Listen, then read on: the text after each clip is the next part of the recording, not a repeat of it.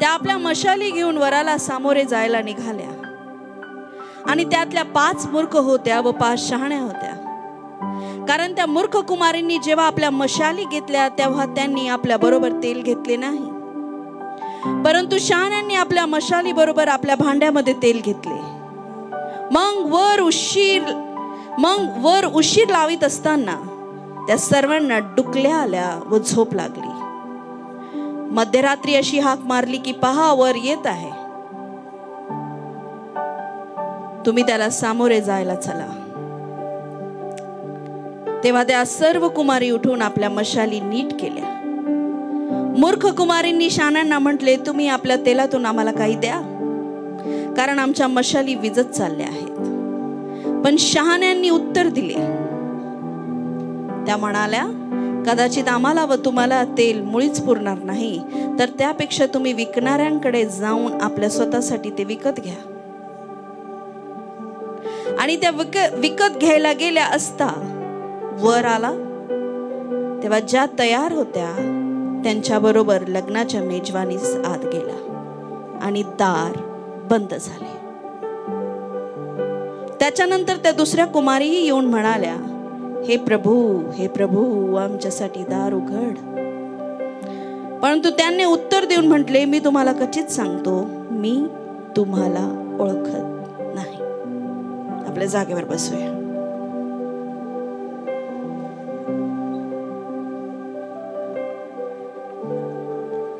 Hallelujah. दिवाळीच्या सुट्टीला गेले वाटतं सगळे.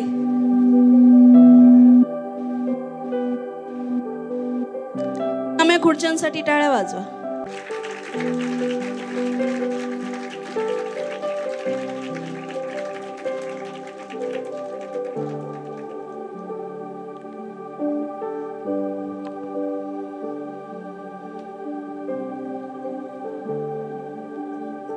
माणसांची जी वृत्ती आहे ना, ती अशी, त्याला एकदा सांगून कधीच समजलं नाही आजपर्यंत, कधीच नाही. एक संदेश वर्षातनं त्याला 10 वेळा ऐकायची गरज असते. एक गोष्ट त्याला 10 वेळा सांगण्याची गरज असते. एकच गोष्ट पुन्हा पुन्हा, कारण तो एकदा सांगून समजत. ते काय टॉमी आहे का बरं? आपला टॉमी सिट डाऊन म्हणजे तो सिट डाऊन होतो. हा माणूस आहे. टॉमी तरी ऐकतो, खरंय की नाही? टॉमी ऐकतो ना आपला. कोणाकडे टॉमी आहे? कुतू कुतू तुमच्या घरात आहे का? कॅट आहे का? Cat, pussy. तिला जेव्हा तुम्ही म्हणता सिट डाऊन, ती कशी गोडानी बसते सिट डाऊन. टॉमीला म्हणतो बॉल घेऊन येतो, कसा घेऊन येतो. पण कधी कधी माणसाला जेव्हा देव सांगतो ना, तो ऐकत नाही, कारण तो माणूस आहे. तो टॉमी थोडी. शेजारच्याला म्हणा, मी टॉमी नाही, मी पुसी कॅट नाही, मी एका शब्दात ऐकत नाही.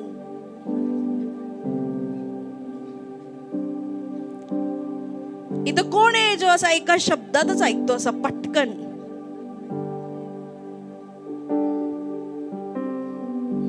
देवाला धन्यवाद, प्रभूला धन्यवाद. सांगता येत नाही, आत्मा खवळलाय. काहीतरी गडबड केली तुम्ही लोकांनी. 3 दिवस नाशकाच्या बाहेर काय गेले, तुम्हाला वाटलं पास्टरनी बेभानच सोडला आम्हाला. स्वतःला चेक करायचं नेहमी, मी बरोबर आहे का? आपण काढूया मत्तई 25 आणि त्याचं 1 पासून वाचूया. मी वाचते. तुमच्या याच्यात स्वर्गाचे आहे, माझ्या याच्यात आकाशाचे आहे. तेव्हा स्वर्गाचे राज्य 10 कुमारींसारखे असेल. त्या आपल्या मशाली घेऊन वराला सामोरे जायला निघाल्या. आणि त्यातल्या 5 मूर्ख होत्या आणि 5 शहाण्या होत्या.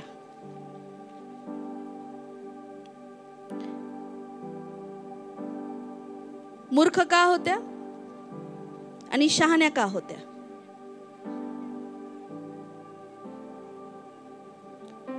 पाच मूर्ख आणि 5 शहाण्या या कलिस्यातच असतात. कलिस्यात सगळे शहाणे नाही, सगळेच मूर्ख पण नाही.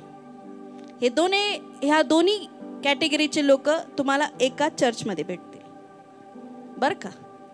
आमेन म्हणा. आणि त्यातल्या 5 मूर्ख होत्या व 5 शहाण्या होत्या, कारण त्या मूर्ख कुमारींनी जेव्हा आपल्या मशाली घेतल्या तेव्हा आपल्या बरोबर तेल घेतले नाही. म्हणा, तेल घेतले नाही. परंतु शहाण्यांनी आपल्या मशाली बरोबर आपल्या भांड्यामध्ये तेल घेतले. मग वर उशीर लावत असता त्या सर्वांना डुकल्या व झोप लागली. काय लागली? जी आता बऱ्याच जणांना लागती. पण मध्यरात्री अशी हाक झाली की पहा, येशू येतोय. कोण येतोय? वर नाही, कोण आहे? येशू. तुम्ही त्याला समोरे जायला चला. तेव्हा त्या सर्व कुमारी उठून आपल्या मशाली नीट केल्या आणि मूर्ख कुमारींनी शहाण्यांना म्हटले, थोडं तेल द्या ना, आमच्या मशाली विझताय, थोडी आमची मदत करा. त्या म्हणाल्या, हुशार होत्या ना, त्या म्हणाल्या, जाऊन विकत घेऊन या, आमच्याकडे तेल नाही. जाऊन काय करा? मूर्ख म्हणाल्या, बाई किती उद्धट आहे, अजिबात दयामाया नाही. लिहिलंय का तुमच्या बायबल मध्ये? माझं ट्रान्सलेशन. अजिबात यांना दयामाया नाही. किती कठोर हृदयाचे आहात तुम्ही, आम्हाला तेल सुद्धा देत नाही. मग येशू आला.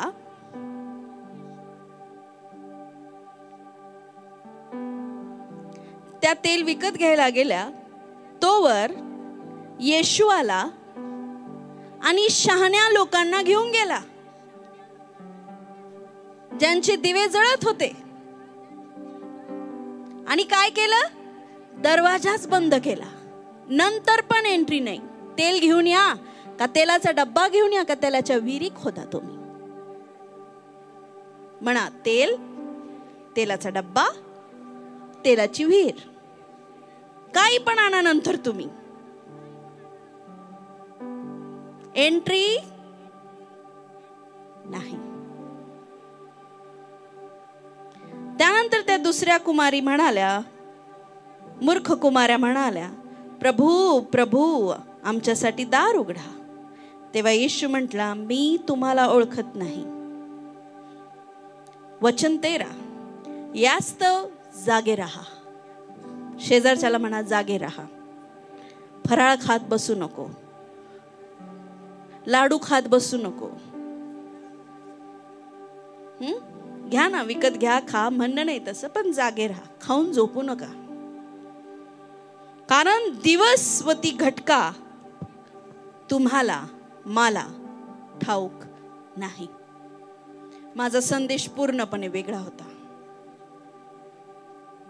आपण ओपन केलं आहे, दिसलं पूर्णपणे. ह्याचा काहीच संबंध नाही. आता जशी इथं आली, परमेश्वराच्या आत्म्याने वचन दिलं, तुमच्या समोर उघडलं आणि वाचलं. म्हणजेच परमेश्वराला तुम्हाला काहीतरी बोलायचंय. कारण मूर्ख कुमाऱ्या वाढल्या वाटतं चर्च मध्ये. आपल्याला असं वाटतं 5 शहाण्या आणि 5 मूर्ख. उभे राहा बरं, 10 बाया इथं, पटकन उभ्या राहा. 1 2 3 पटकन उभ्या राहा. 1 2 3 4 5, इकडून 5 उभ्या राहा.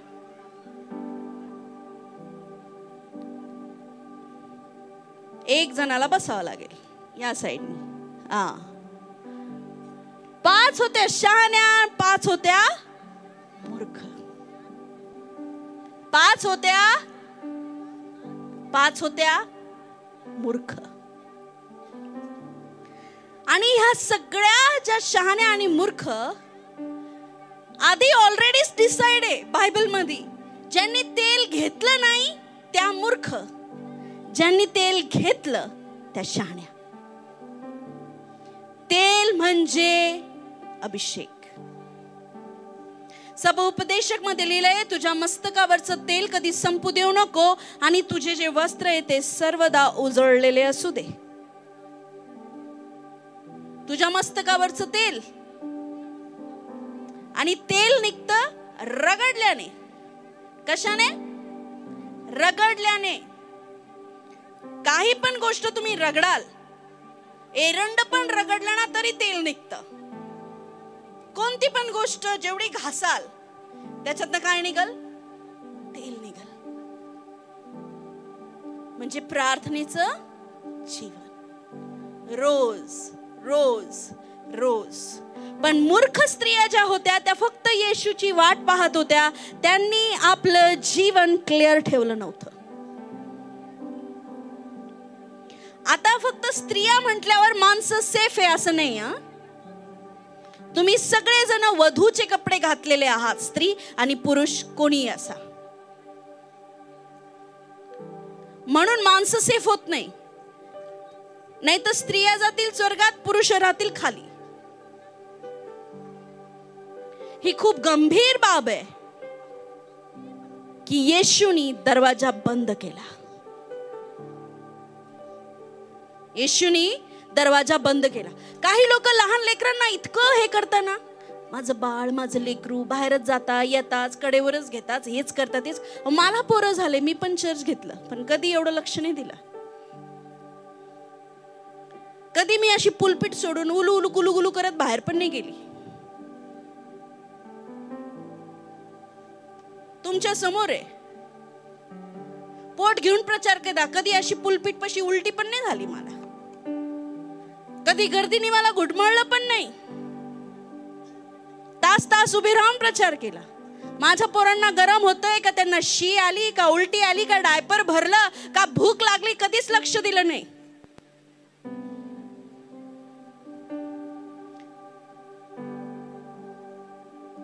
आणि देवाने दिलेले पोरं तुम्ही इतके जपताय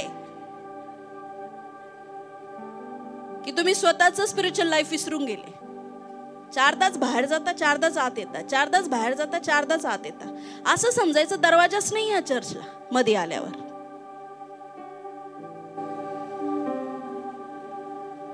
मी पण विचार करते, देवा तू मला पण दिले, पण ह्यांच्यासारखी मी कठीण हृदयाची का बरं, की मी माझ्या लेकरांकडे, खरं सांगते मी माझ्या लेकरांकडे खरंच लक्ष दिलेलं नाही दिलेलं. मी जरा आध्यात्मिक जीवनाकडे लक्ष द्या. मशाली घेतल्या, तेल घेतलं का नाही याची पण काळजी घ्या.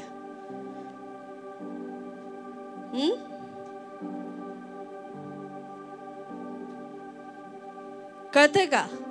जशी पोरांना सवय लावाल ते तसेच सवयीत राहतील. चर्च मध्ये तुम्ही जर त्यांच्या बरोबर मस्ती केली, ते पण मस्तीच्याच मूड मध्ये राहतील. त्यांना बसायला शिस्त लावा, शिकवा. तुमचे पोरं रडतात, काही होतं, गपचूप काहीतरी खायला द्या. उरलेलं बिस्किट पाकिटाचं ते टर्फलं जे पाकिट असं ते तुमच्या बॅगेत टाका. घरी जाऊन तुमच्या कचऱ्याच्या डब्यात टाका. तर कलिसियाचं एक असं रूपांतर आहे की 5 होत्या मूर्ख आणि 5 होत्या शहाण्या. ज्या शहाण्या होत्या, बायबल सांगतं स्वर्गाचं राज्य असं आहे, शहाण्यांनी आपल्या मशालीमध्ये तेल ठेवलं आणि मूर्खांनी तेल ठेवलं नाही, त्याची पर्वा केली नाही. ज्या शहाण्या होत्या त्यांनी मशाल घेतली, दिवा घेतला आणि तो दिवा त्याच्या सतत जळत राहावं म्हणून तेल पण घेतलं. पण मूर्खांनी दिवा घेतला, लग्नाला तयार झाल्या, पण आपल्या बरोबर तेल घेतलं नाही. आपल्या जीवनाकडे लक्ष दिलं नाही, आपल्या वर्तवणुकीकडे लक्ष दिलं नाही. माझं प्रार्थनेचं जीवन काय आहे, माझं देवाशी नातं काय आहे, मी किती देवाशी जुडलेला आहे, मी किती देवाशी जुडलेला नाही याच्याशी कोणताही संबंध ठेवला नाही. हप्ताभर लोक बायबल वाचत नाही, हप्ताभर तुम्ही प्रार्थना करत नाही, आणि जेव्हा मग तुम्ही हप्त्यानंतर जेव्हा प्रार्थनेला बसता तेव्हा छोटीशी क्षमा मागता आणि निघून जाता. प्रभू मला माफ कर. पण जेव्हा खरी वेळ येईल तेव्हा दरवाजा बंद होईल आणि तू किती दार ठोकला तरी तुझ्यासाठी दार उघडलं जाणार नाही. मग तू किती तयारीत ये, एक्स्ट्रा तेल घेऊन ये, तुझी वेळच गेलेली राहील. तुझं तेल आणून काहीच फायदा नाही. तुझी वेळ गेलेली राहील तर तुझी तयारी करून परमेश्वरासाठी काहीच फायदा नाही. समय असतो प्रत्येक गोष्टीचा. समय गेला काही उपयोग नाही, काहीच उपयोग नाही. संधी येतेवर देवाला हाक मारा, संधी येतोवर परमेश्वराच्या सानिध्यात राहा. संधी येतोपर्यंत, जोपर्यंत तुम्ही तुमचं जीवन, तुमची आत्मिक मशाल, तुमचा आत्मा देवाच्या अभिषेकाने भरत नाही, तुम्हाला देवाच्या राज्यात प्रवेश मिळू शकत नाही. खूप लोकांना गैरसमज आहे, मी ओके, माझा काही प्रॉब्लेम नाही. कसा गैरसमज? मी परफेक्ट आहे, देव माझ्याशी बोलतो. तुमचे आशीर्वाद पाहून तुमचं प्रार्थनेचं जीवन देवाला आवडतंय, ह्या गैरसमजामधून बाहेर या जरा. अरे, मी काल अजिबात प्रार्थना केली नाही, मी वचन वाचलं नाही ना, मी स्तुती आराधना केली, पास्टरनी बोलवलं होतं मी गेलो पण नाही, पण आज मला खूप आशीर्वाद मिळाले. सावध. शेजारच्याला म्हणा, सावधान. हर शुभ मंगल मंगल नहीं होता, ना शुभ होता है. त्याच्या आधी येतं शुभ मंगल सावधान. काय येतं? प्रत्येक आशीर्वाद हा देवाकडनं पण नाही, आणि प्रत्येक आशीर्वाद, प्रत्येक दुःख हे शैतानाकडनं पण नाही. मशालीत तेल ठेवायचं नाही, पण मशाल जळती असली पाहिजे. असं होणार नाही. आपलं जीवन चेक करा प्रियांनो, आपलं रोजचं जीवन चेक करा. मी नाही म्हणत तुम्ही कामं सोडून द्या, मी नाही म्हणत की तुम्ही तुमचं जीवन जगणं सोडून द्या, पण देवाचं भय धरा. कारण एक वेळ येईल की तुमच्या समोर स्वर्गातनं काहीतरी घडामोडी होतील, हालचाल होईल, प्रभू येशू येईल, आणि मी हे का केलं नाही असं तेव्हा पस्तावा करण्यापेक्षा आत्ता खरा पश्चाताप करून आपलं जीवन नीट कर. इथं असं नाही लिहिलं की क्षमा ज्यांनी मागितली नाही किंवा क्षमा मागितली, असे गेले नाही मागितली, तेल नाही घेतलं, तेल अभिषेकाचा आदर नाही केला, जे देवाने दिलंय त्याचा आदर नाही केला. समजतंय तुम्हाला? जे परमेश्वराकडनं आहे त्याचा आदर नाही केला आणि चालला वराला भेटायला. जोपर्यंत तुमचं आणि देवाचं नातं रगडल्यासारखं होत नाही, जोपर्यंत रोज आणि रोज तुम्ही परमेश्वराच्या सानिध्यात जात नाही, मी सांगते तुम्ही किती मोठे मोठे काम करा, माझं जर देवाबरोबर प्रेमाचं नातं नाही, मी स्वर्गात जाऊ शकत नाही. देवाला का पब्लिक दाखवायची का स्वर्गात? अजिबात नाही. तो पब्लिकचा भूकेला नाही, प्रेमाचा भूकेला आहे. माणसं असू शकतात पब्लिक, हमारी चर्च में इतने लोग हैं, उतने लोग हैं.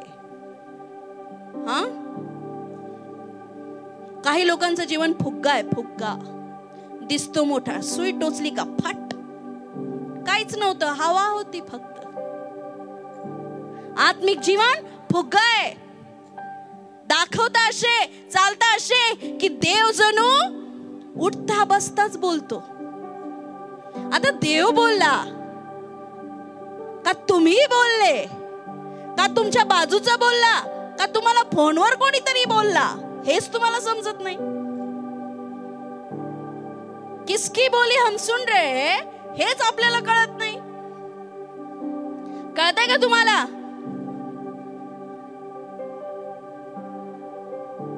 लिहिलेलं आहे सावधस, यास्तव जागे राहा, यास्तव प्रार्थनेत आपलं जीवन जगा. काय म्हणत तर एवढ्या प्रार्थना? लोक थकतात ना, लोक काम करून थकतात, प्रार्थना करून कोणी थकत नाही. थकोस तर कोणी प्रार्थना केली का इथं? सांगा बरं. प्रार्थना केल्या केल्या 3-4 लोटे पाणी पिल्लं, बापरे झाली प्रार्थना. कोण थकलं इथं सांगा?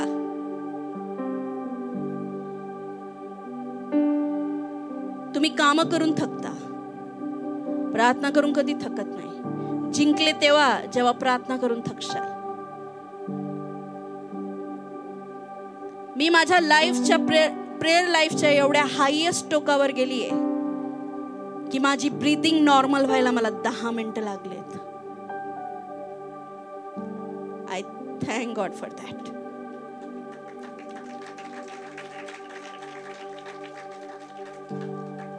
श्वास माझा स्थिरावायला, शांत व्हायला, बसून मला धापा. सोपं वाटतं? तरी पण मला हे निरंतर चालू ठेवायचंय. माझा येशू येईल तेव्हा माझी मशाल जळती पाहिजे. मागच्या महिन्यात भरलेलं तेल पुढच्या महिन्यात चालतं का? रोज लागतं ना तेल. मग प्रार्थनेचं काय? आध्यात्मिक जीवनाचं काय? कोण लक्ष देईल त्याच्याकडे? कोण लक्ष देईल? चुकांवर चुका, चुकांवर चुका, चुकांवर चुका.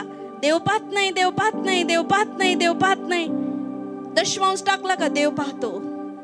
कोणाला प्रेमाने भेटलं का देव पाहतो. गिफ्ट दिलं का प्रभू पाहतो. काउन्सिलिंग केली का प्रभू पाहतो. तू शिवे दिले प्रभू पाहतो. भांडण केले प्रभू पाहतो. कोणाच्या थोबाडीत मारली प्रभू पाहतो. चोरी केली प्रभू पाहतो. व्यभिचार केला प्रभू पाहतो. एक डोळा बंद नाहीये त्याचा, दोन्ही डोळे सरळ पाहतात त्याला. आणि आपल्याला कसं असं दिसतं एवढंच, तसं त्याला सगळं दिसतं मागून पुढून. हे प्रकटीकरण आहे. Thank you Jesus.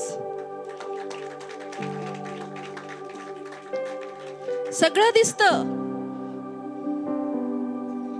फोन मध्ये तू काय करतो, काय नाही करत, कोणाला लाईक करतो, कोणाला कमेंट करतो, कोणाच्या व्हिडिओला पाहतो, मग परत अनसबस्क्राईब करून सबस्क्राईब करतो, मग हाईडच करून ठेवतो, मग 4-4 अकाउंट बनवतो. सगळं प्रभू पाहतो. शेजारच्याला म्हणा प्रभू सब देखता है. 360 दिसतं त्याला, इथून तिथं. भय आपल्यामध्ये असणं गरजेचं आहे. काय लिहिलंय? धन्य तो पुरुष जो देवाचे भय धरतो, त्याचा मार्ग सुखाचा होईल. धन्य ती स्त्री जी देवाचं भय धरते, तिची प्रशंसा केली जाईल. आज स्त्रिया प्रशंसा आणि शिवाच खाता का? कुठेतरी चेक कर स्वतःला. आज पुरुष पाण्याजवळ नाही, गटारीजवळ लोळतो. डोळ्यांनी पाहते मी माझ्या. असं वाटतं आहे ग प्रभू. मग बायको पोरं येतात उचलून घेऊन जातात. काय धर्मी पुरुष संत पाण्याजवळ राहील, अधर्मी पुरुष गटारी जवळ पडलेला दिसेल. जत्रा हॉटेलला जायचं, सब दिख जाएगा.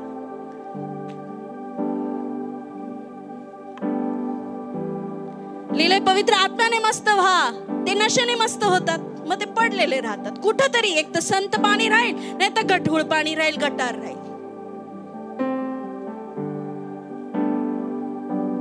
काय म्हणतात? आम्ही पित नाही.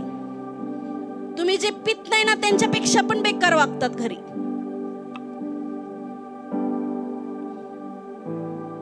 तुमचं बोलणं एखाद्या वेळेस पिणारा तरी अशुद्ध बेशुद्ध मध्ये काही पण बोलून टाकतो, पण तुम्ही शुद्धीत बोलता. शरम करा.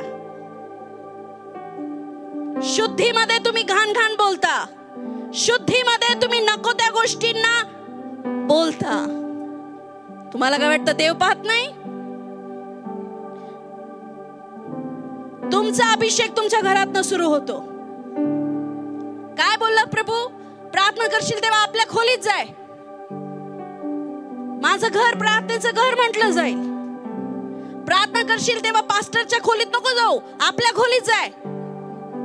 चर्चच्या खोलीत नाही म्हणत आहे प्रभू, तुझी रोजची खोली, तुझी घरची खोली. मी आता कोल्हापूरला शिकवलं, देव बोलला कडी लावून प्रार्थना कर. तुम्ही गाडीची किक मारून प्रार्थना करता. कशी? जाता जाता रस्त्याने, प्रभू मुझे क्षमा कर दे, मुझे समय नहीं मिला, धन्यवाद यीशु, अच्छी नींद के लिए, अच्छे नाश्ते के लिए, अच्छे खाने के लिए, अच्छे कपड़े के लिए. आएगा पीछे से डंडा, वापस मुझे धन्यवाद नहीं देना. गाड़ी पे किक मार के अंदर जा, कड़ी लगा और प्रार्थना कर. मधी जाय, तुझ्या खोलीत जाय. वरवरची टामटूम प्रार्थना करता तुम्ही. वडापावनी पोट भरतं का तुमचं? पाणीपुरी किती 10 प्लेट खाल्ल्या तरी पण जेवण लागतच ना? लागतं की नाही? मग प्रार्थना कोण करेल? फक्त पास्टर? शहाण्या बाळांकडे तेल मागायचं का? मग नाही देणार. शेवटच्या काळी तर मिळणारच नाही. आताच मी नाही करत प्रार्थना. तुमचं तुम्ही बघा, तुमचं जीवन कसं सुधरवायचं. तुमच्या मशाली तुमच्या हातात आहे. तिथं नाही ओळख देऊन चालणार. आज कोणाची ओळख दिली तर नाही का आपला नंबर पटकन लागतो, आज कोणाची ओळख दिली तर थोडं बहुत माफ बीफ होतं. तिथं नाही. तिथं तुमची ओळख तुम्हालाच निर्माण करावा लागणार आहे. तुमचं जीवन ह्या पृथ्वीवरचं जीवन नाहीये. लक्ष द्या. तुम्ही आज पण म्हणता ना, उद्या मी बदलल पास्टर, मला थोडा वेळ द्या. तुझा वेळ गेला निघून. वेळ गेलीये. हातात आता वेळ नाही राहिली तुझी. शोभल का तुला 16 वर्षाचा तू आणि पहिलीच्या वर्गात बसतो? तुझ्या टीचरला पण लाज वाटेल तुला 1 2 3 शिकवायला. वय तुमचं 30-40 कडे चाललं आणि तुम्ही म्हणता आम्हाला वेळ द्या आमचं प्रार्थनेचं जीवन सुधरवायला. आतापर्यंत तुझं आणि देवाचं नातं एका मित्र मैत्रिणी सारखं झालं पाहिजे होतं. तू देवाबरोबर जुडला गेला पाहिजे होता. काय मागतो तू? देवाकडे चिन्ह मागतो, मग तू कपटी आणि व्याविचारी पिढी आहेस. जर तू देवाकडे चिन्ह मागत असशील, प्रभू येऊन तुम्हाला प्रत्यक्ष भेट तरच मानीन तू देव आहे. आधी विश्वास ठेव, मग तो येईल आणि भेटल. तुझं कर्तव्य पूर्ण कर. तुझं जीवन नीट आणि सरळ कर. लहान लेकराला डायपर घातलेलं शोभतं, ते पण लईत लई 2.5-3 वर्षापर्यंत. अजूनही तुम्ही हे हमारे बाप तू जो आसमान में है, स्वर्गीय पिता असे डायपर घालून फिरू राहिले. हा, नाश्ता समोर थोडीशी प्रार्थना केली, काही संकट आलं मग 3 दिवसाचे उपवास केले. अरे रोज तुझं जीवन देवाच्या सानिध्यात ठेव. रोज तुझं जीवन परमेश्वराच्या सानिध्यात ठेव. इकडं प्रकाश चमकला का डोळे इकडे चमकतात, इकडं प्रकाश चमकला का डोळे इकडे चमकतात. जगी सगळीकडे प्रकाशच प्रकाश आहे. कुठंच तुम्हाला अंधार दिसणार नाही, पण खरा प्रकाश तुम्हाला ओळखता आला पाहिजे. खरा प्रकाश अंधारात चमकतो, काळोखात चमकतो, पापामध्ये चमकतो. मशालीत जर तेल ठेवलं नाही, पवित्र तुमचं जीवन जर पवित्र ठेवलं नाही, तुमच्या जीवनाच्या सवयी जर पवित्र ठेवल्या नाही, तर येशू तुम्हाला नेणार नाहीये. दरवाजा बंद होऊन जाईल. मग तुम्ही किती पण ठोका, सुधरून जा. वेळेतच सुधरून जा. कशी सुधरा? सवयींना सुधरवा. चुकीच्या गोष्टी सोडून द्या. झाल्या असतील देवाकडे क्षमा मागा आणि तिथं परत पाऊल ठेवू नका. काय नाही होणार, न्याय होईल, न्याय. आणि तुम्ही आणि मी देवाच्या न्यायापुढे टिकू शकत नाही. तुमच्यापेक्षा सगळ्यात जास्त भय भीती मला आहे, कारण मी जर तुम्हाला शिकवलं आणि मीच माझं जीवन नीट नाही ठेवलं, डबल शासन मला आहे, दुप्पट शासन.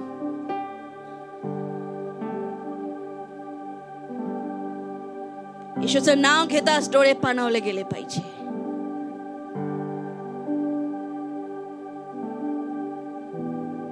हप्ताभर नुसतं काम काम काम काम काम काम काम. काय तर म्हणे मनात विश्वास आहे माझ्या. बायकांनो, आज मनातल्या मनात जेवण बनवा आणि ताट नेऊन नवऱ्या पुढे द्या. अहो बनवलं ना, बघा किती सुंदर आहे डाळ, किती सुंदर भात आहे, वांग्याची भरलेली भाजी, चपाती, ठेचा. अगं कुठे? अहो बघा ना माझ्या डोळ्यांनी. कुठे? म्हणे मनात. पोट भरल? पोट भरल? मनातल्या मनात मी जेवण वाढते तुम्हाला. आता सगळ्यांनी ताट लावा आणि याच्यात आहे ना फक्त मनात भात ठेवा आणि भाजी ठेवा, वाढा. तुम्ही पण मनाने खा. मनात फेत आहे पास्टर की आम्ही डाळ भात खातोय. तुमचा फेत तुम्हाला लवकर वर घेऊन जाईल.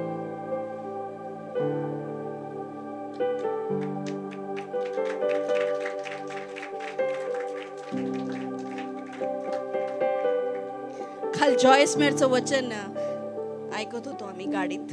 तिने एक शब्द वापरला, वासरू कसं गोठ्याच्या फाटकाजवळ येऊन उभं राहतं तसे चेहरे झाले तुमचे.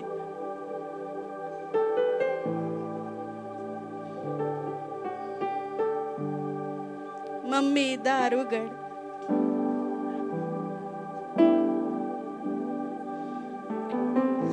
माझा जायन खाली मस्ती करतो, असा जोरात आपटला ना, असा गरम होऊन आणि सुन्न होऊन माझ्याकडे येतो. मैं गिर गया. तसे झाले तुमचे चेहरे.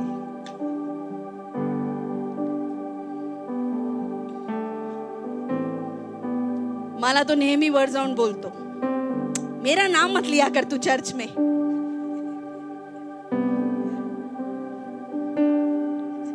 ये वो स्पेशल बोलतो, क्यों बोलती मेरे बारे में तू, मेरा नाम मत लिया कर. हालेलुया. पवित्र आत्मा तुला धन्यवाद देते मी. झोप, आत्मिक झोप तुमच्या मशालींना विझवून टाकते. त्या स्त्रियांकडे संधी होती, मूर्खांकडे काय संधी होती? जर त्यांचं तेल संपलेलं त्यांना दिसतंय, वेळेत जाऊन ते विकत घेऊन येऊ शकत होते, पण त्यांना झोप पण तेवढीच इम्पॉर्टंट होती. त्या म्हटलं झोपतो आम्ही थोडस, आणि त्या झोपल्या. होता त्यांच्याकडे वेळ. जसं आज मी तुम्हाला सांगते ना, तुमच्याकडे वेळ आहे आणि हा संदेश ऐकून पण झोपल्या, तर मग दरवाजा नक्की बंद होईल, नक्की बंद होईल. संजीवनाचा समय आलेला आहे. इथं थोडासा व्हॉइस कमी कर. संजीवनाचा समय आलेला आहे आणि जर तो तुम्हाला घेता आला नाही, संजीवन येईल पण निघून पण जाईल, पण तुम्हाला त्याचा भागीदार होता येणार नाही. का नाही होता येणार? झोप. तुम्हाला वाटेल मशाल आहे, मी रेडी आहे, मी तयार आहे, लक्ष आहे माझ्याकडे, मी तयार आहे एकदम. आणि येशू आला आणि मला नेलंच नाही. काय उपयोग माझा विश्वास करून? काय उपयोग माझं देवाला दान देऊन? काय उपयोग जर येशू आला आणि मला नेलंच नाही, तर माझा बपतिस्मा घेऊन काय उपयोग? माझं 20-20 वर्ष देवाकडे प्रार्थना करून काय उपयोग? कधी विचार करता? असं लिहिलेलं आहे, देवाचे लोक म्हणतील तुझ्या नावाने मी भूत काढली, तुझ्या नावाने मी आरोग्य दिलं, तुझ्या नावाने मी अमुक अमुक केलं. आणि येशू म्हणाल, कोण आहे तू? मी तुला ओळखत नाही. विचार करा, प्रभू माझे सगळे श्रम व्यर्थ गेले? काय चुकलं माझं देवा? चुकलं ना तुझं चुकलं. तू भूत काढण्यात बिझी होता. तू कशात बिझी होता? भूत काढण्यात. तू तुझ्या भिंतीला मी कोणता कलर देऊ, मी कसं फर्निचर बनवू, तू नवरा शोधण्यात बिझी होतीस, तू मुलगी शोधण्यात बिझी होतीस.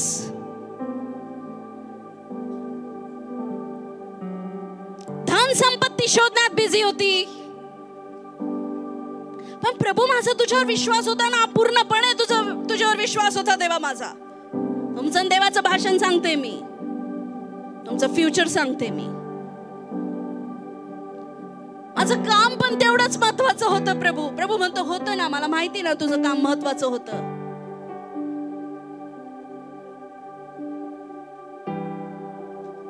मी प्रार्थनेला गेलो, मी उपवास करायचो, तुझ्या नावाने मी प्रभू चमत्कार केले.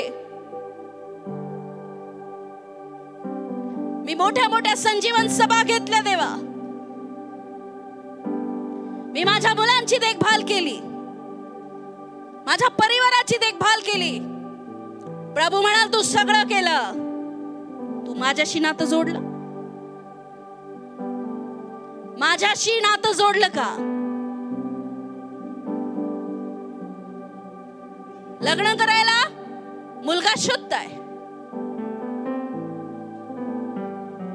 मुलगी शोधताय, पण काय तू माझ्याशी लग्न केलं? काय तू देवाशी नातं जोडलं? काय तुझं वैयक्तिक देवाशी नातं जोडलं का तू? विचारलं त्याला, आज मी कशी तुझी आराधना करू प्रभू? तू काम केलं, थकला, खाल्ला, झोपला आणि मला छोटासा धन्यवाद दिला. तू मला विचारलं कधी? काय विचार करतोय देवा तू, मला सांग.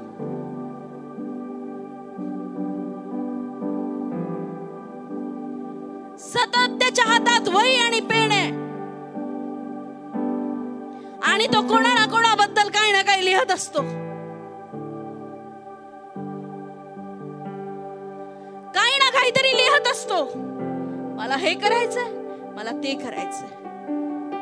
पाप पूर्व पश्चिम इतके लांब ठेवतो, कारण त्या पापामुळे तुझं माझं नातं नको तुटायला, असा त्याचा विचार असतो. तुम्ही आणि मी जर तुमचे पाप मोजले ना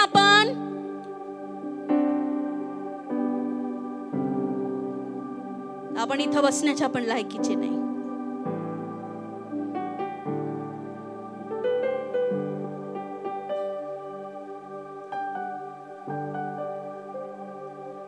दावीद म्हणाला, योनाथानाच्या घरात कोणी आहे का ज्याच्यावर मी दया करावी?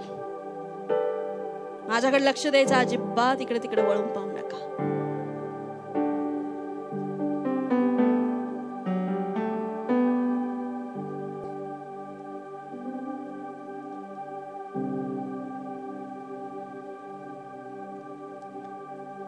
कारण योनाथन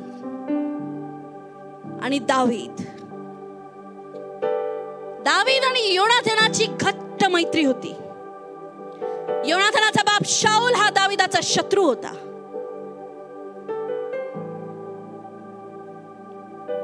पण योनाथन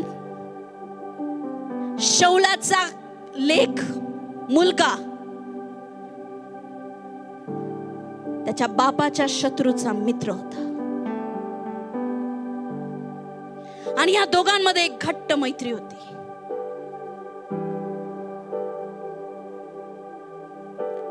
आणि शाऊलाला दाविदाला मारायचं होतं. पण योनाथानाने आपल्या बापाचं न ऐकता आपल्या मित्राची साथ दिली. फ्रेंडशिप असावी तर ही अशी.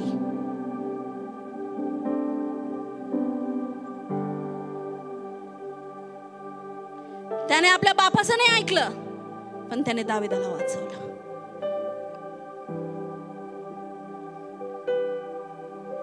का होती योनाथानाची आणि दाविदाची एवढी मैत्री? दैवी मैत्री होती. दैवी दृष्टांत होतं त्यांच्या हातात, दैवी कार्य होतं. आणि योनाथानाचा सख्खा बाप शाऊल दाविदाचा शत्रू, पण त्या दोघांमध्ये एक करार ठरला. योनाथान आणि दाविदामध्ये एक करार ठरला की मी तुला माझ्या बापापासून वाचवील, मी तुला कधी मरू देणार नाही मित्रा.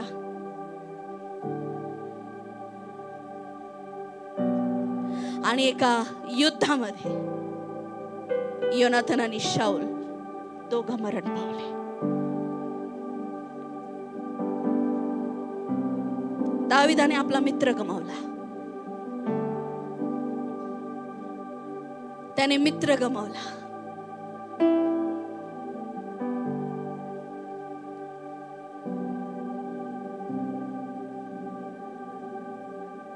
आणि काय झालं? दावीद म्हणाला, दावीद नंतर सत्तेवर आला, राजा झाला, तेव्हा त्याला त्याची मैत्री, ते दिवस आठवत होते. लक्ष द्या माझ्याकडे प्लीज. तेव्हा त्याला त्याची मैत्री, ते दिवस आठवत होते. आणि तो म्हणाला, कोणी आहे का योनाथानाच्या घरात, कोणी आहे का ज्याच्यावर मी दया करू शकतो? मी माझ्या मैत्रीची जरा, माझ्या मैत्रीसाठी, माझ्या मेलेल्या मित्रासाठी मी काहीतरी करू शकतो, कोणी आहे का? तेव्हा त्याच्या द्वारपालात एक जण म्हणाला, हो, त्याचा मुलगा आहे मपीबोशेत.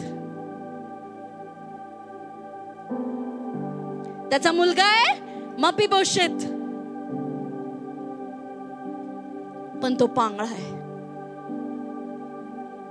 आणि तो कुठे रस्त्यावर बसून भीक मागतो.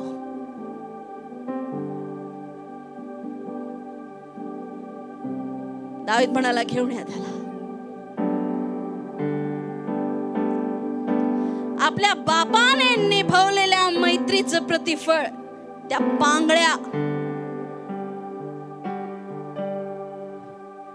मपीबोशेतला असं मिळालं.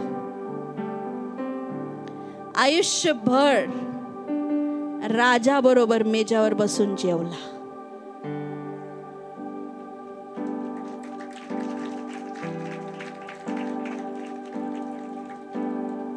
आयुष्यभर लायकी नव्हती मपीबोशेतची. लायकी राजाच्या मेजावर बसून खायची लायकी नव्हती. या मपीबोशेतची पण लायकी नव्हती. कोणीतरी नातं जोडलं. हालेलुया. कोणीतरी मैत्री निभावली, म्हणून हा मपीबोशेत राजाच्या मेजावर बसून खातो. इतकं नातं महत्वाचं आहे, इतकं नातं महत्वाचं आहे. मपीबोशेत राजाच्या रस्त्यावरचा भिकारी पांगळा राजाच्या दरबारात जेवतोय. समजतंय का? खोला जरा बुद्ध्या.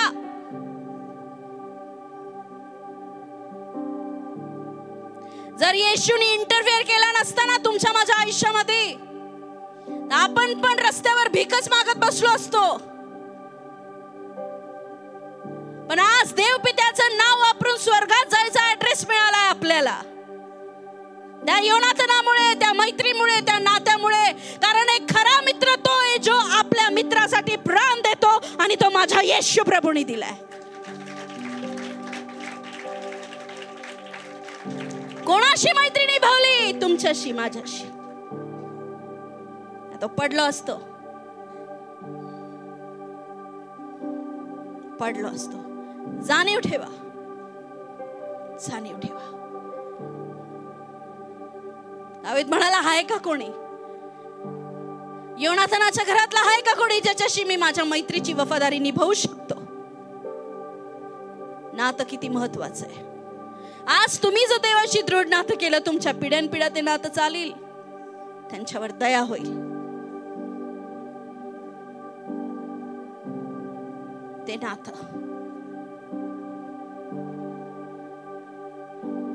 रूथ सारखं नातं,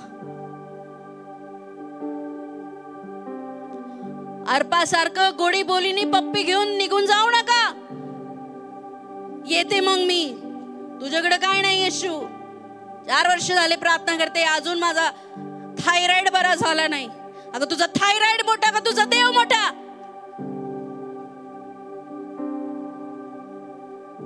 प्रभू अजून चमत्कारच करत नाही.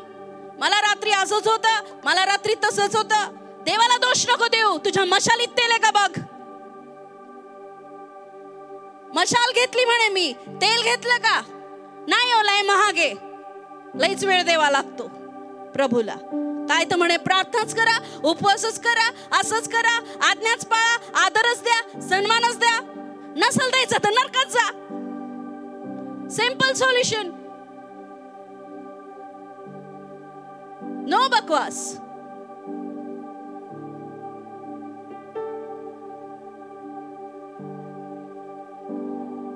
ही वेळ आहे संजीवनाची. संजीवन सुरू होतं तुमच्यापासून,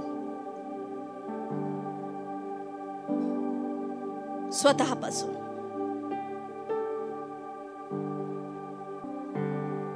तुमचे जे इंस्टाग्राम चेक केले ना, असा शैतान मस्त बसलेला आहे, विराजमान आहे तुमच्या इंस्टाग्रामवर.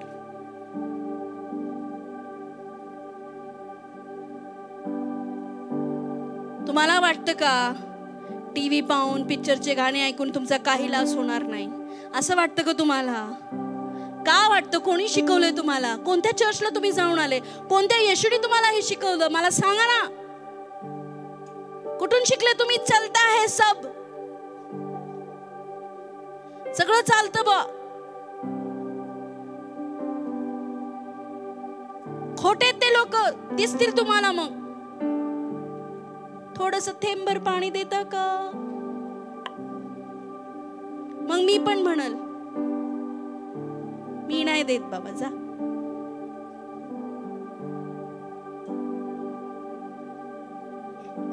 चांगलं केल्याने चांगलं येईल की नाही? पासून आम्ही आत्ताचे घाणेरडे गाणे नाही ऐकत, आम्ही जुने गाणे ऐकतो. जुन्यानीच हे घाणेरडे उत्पन्न केले, हे विसरू नका. तो म्हणे पुराने बहुत अच्छे गाणे थे.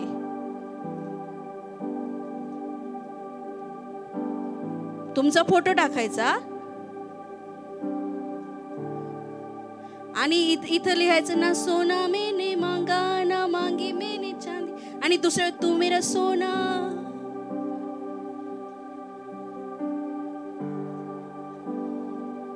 इतके पटकन तुमचे आयटम बदलतात. हे मशालीचं तेल काही कामाचं नाही, हे गढूळ तेल आहे, हे वतावं लागेल. याने मशाल नाही जळत, धूरच धूर येतो फक्त. ज्याचे कान आहे त्याने त्याचा वापर करा. ज्याचे कान आहे त्याने त्याचा. प्रभूला धन्यवाद. हालेलुया. नाही तर दरवाजा बंद होईल आणि तो दरवाजा परत उघडायचा नाही.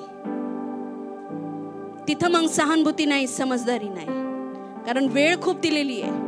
वराला वेळ होतोय, येशू प्रभू काय अजून आला नाही म्हणून असं नाही की तो त्याचा वादा विसरला. त्याच्यासाठी 1 दिवस 1000 वर्षासारखा आहे, 1000 वर्ष एका दिवसासारखे. हे त्याचं अभिवचन आहे. Be ready. तयार रहा, तयार रहा, आत्म्यात तयार रहा, गुणांमध्ये तयार रहा, प्रत्येक क्षेत्रात तयार रहा. धडपडा काही करा पण तयार रहा. एकाच गोष्टीने तयार व्हाल. देवाशी नातं तयार करा, मैत्री करा त्याच्याशी. समजतंय का? मशालीत तेल घ्या. आई चालली म्हणून आईच्या मागे प्रार्थनेला जातो, तसं करू नको बाबा. तुला काय माहिती आई बरोबर चालली का नाही, असं पण असतं.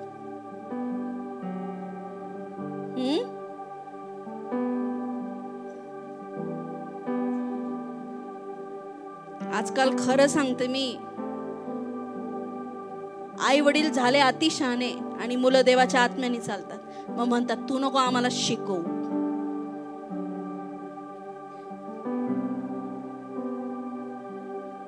तू नको आम्हाला शिकवू.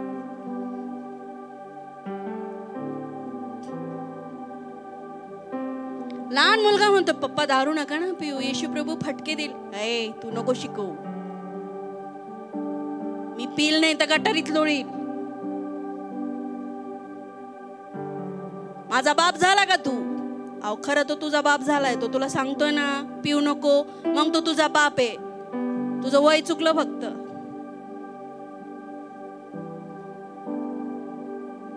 आई कशाला का टीव्ही पाहते, कुरकुर करते, पास्टर बद्दल सतत बोलत राहते. जास्त बोलू नको हा तू.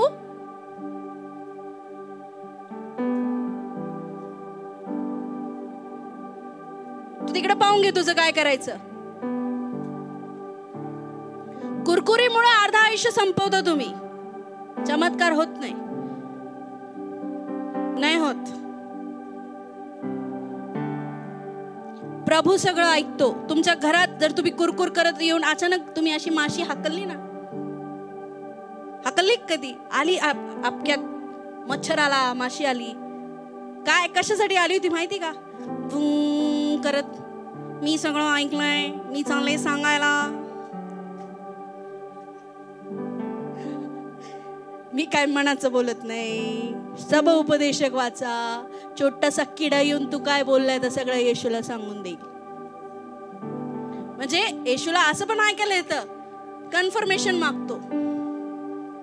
नको परत तुम्ही म्हणायला मी तर बोललोच नाही देवा, मी बोललोच नाही प्रभू, मी चुकलोच नाही.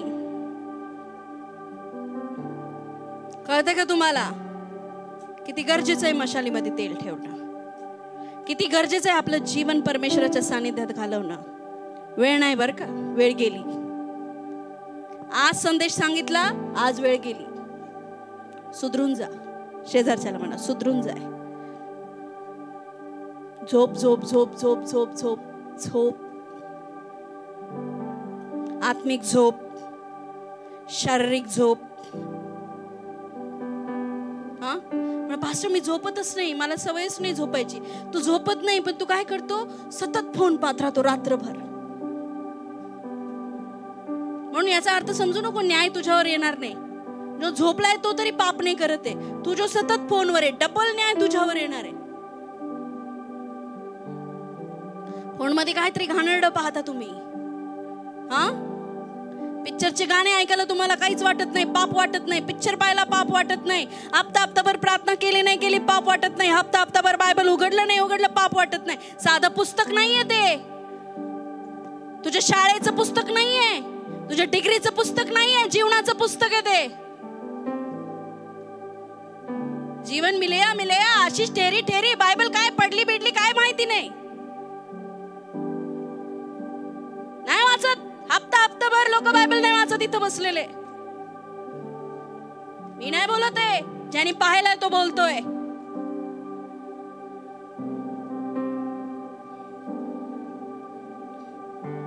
प्रार्थना होत नाही गुडघ्यावर. काय तर गुडघे दुखता, गुडघे टेकवले जात नाही. टेररिस्ट येऊन बंदूक लावल बरोबर गुडघे टेकून हात वर करशील.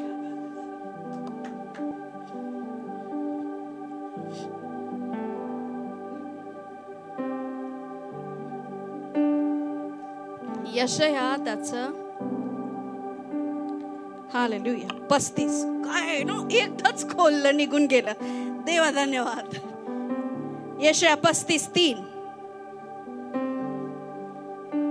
गळते हात बळकट करा, लटपटीत गुडघे दृढ करा. काय करा? गळते हात बळकट कर, लटपटीत गुडघे दृढ कर. म्हणजे काय? प्रार्थनेचं जीवन बळकट कर. गुडघ्यावर येऊन प्रार्थना कर. स्टाईल मारत चालत चालत प्रार्थना करू नको. झोप आली का मग गुडघे टेकू नको. किसको पता गुडघे टेक के प्रार्थना कर रहा है या नींद ले रहा है.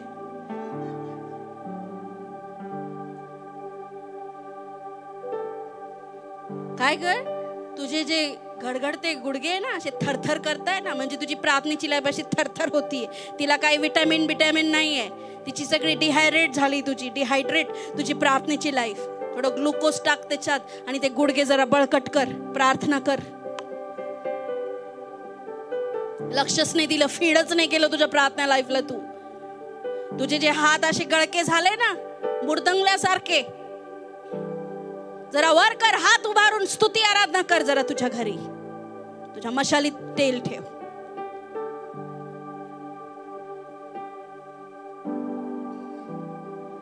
मी सांगते का काय लिहिलंय? गळते हात बळकट कर. विचार कर, किती दिवस झाले तुझ्या घरामध्ये हात उभारून तू आराधना केली नाही. लटपटीत गुडघे दृढ कर, गुडघ्यावर प्रार्थना केली नाही. प्रभू सगळी प्रार्थना ऐकतो. तू स्टाईल मारून करते ते पण ऐकतो, तू मांडीवर मांडी घालून प्रार्थना करतो ते पण ऐकतो, सगळी ऐकतो. तो ऐकतो म्हणून तू एकदम असा निश्चिंत राहू नको. तो मनातली पण प्रार्थना ऐकतो. तो रस्त्यावर चालतो तेव्हा पण तू प्रार्थना करतो, तो पण ऐकतो. पण सगळं जीवनच तसं बनवून ठेवू नको ना.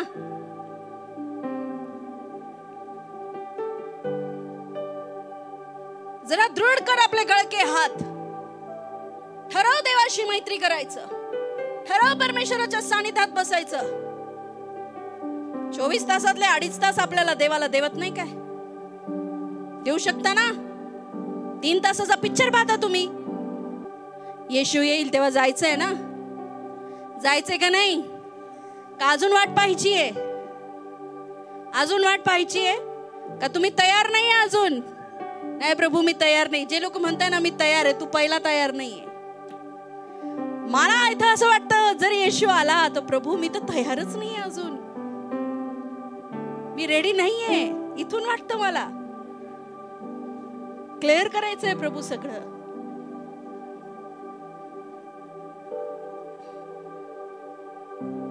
समजतंय? दरवाजा बंद होईल. भीती बाळगून ठेवा, वर्तवणूक नीट ठेवा. घरात राहा का चवाट्यावर राहा का नाक्यावर राहा का कामावर राहा, देवाचं भय बाळग.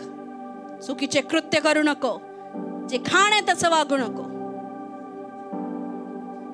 नुसतं येशूवर विश्वास आहे म्हणून तुझं स्वर्गात जायचं तुला लायसन मिळालं असं होत नाही. तुझी टेस्ट ड्रायव्हिंग पण होईल, 1 नाही तर 2 होतील. कळलं का? मग नाक्यावर पोलीस भेटतील. हेल्मेट आहे का, लायसन आहे का, प्रवास करताना आमच्यासारखे येऊन उभे राहतील. समजतंय? हीच वेळ आहे तेल घेण्याची, प्रार्थनेची, दिवे जळते ठेवण्याची, आत्मे जळते ठेवण्याची. आमेन. हीच वेळ आहे सुसमाचार देण्याची, साक्ष देण्याची, इतरांना सांगण्याची. आमेन. काही क्षण आपले नेत्र बंद करा.